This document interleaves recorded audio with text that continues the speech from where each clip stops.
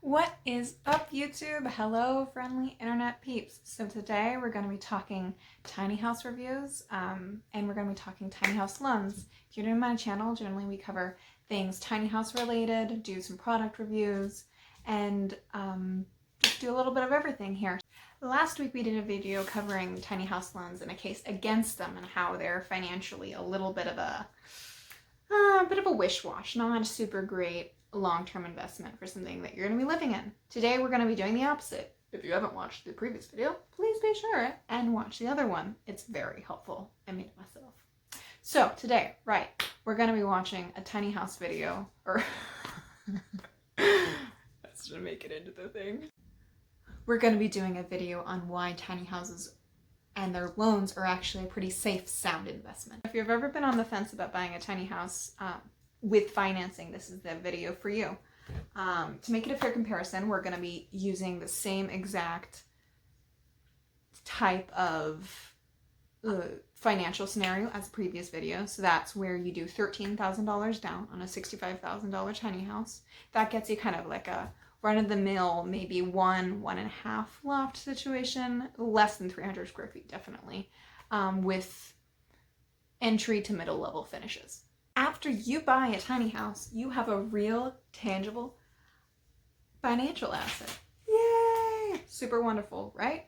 Yes. If you decide you want to travel for 6 months and decide to rent out your tiny house on Airbnb to kind of make it a little bit of income and make sure you can still pay your bills, guess what? You can. That's dope. Hell, if you wanted to take your tiny house on the road with you, you can, because it's a freaking RV. Yes, it's really hard, but theoretically possible.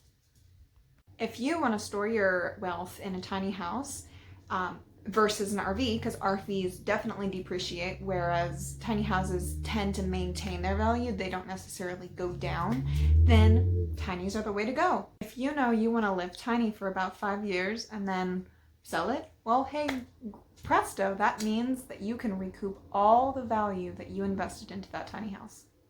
That's awesome right there.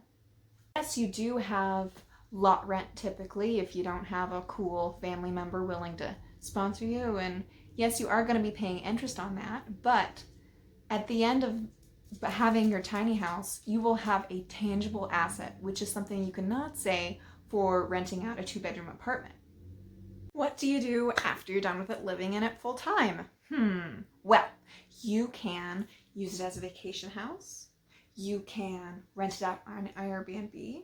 You can rent it out long-term for a family member or just someone that you're feeling nice with, that you have a good trust and rapport with. Remember, just because you bought it with a 10, 15, 23-year tiny house loan does not mean that you have to take that long to pay it off. You can pay it off in 3 years. You can pay it off in 2 years. You can pay it off in 6 years if we're being realistic, at least in the tax bracket I'm in. That seems like a doable thing. That's it for now, YouTube. If you like this video, please, please, please send a like my way. Comment down below if you have any questions for me about myself, what I'm planning to do tiny, or anything else in that general zone. Are you planning on renting out a tiny house? Are you planning on buying a tiny house? How are you going to be buying it? Well, let's just have a conversation down below. Thank you so much for watching to the end. Bye!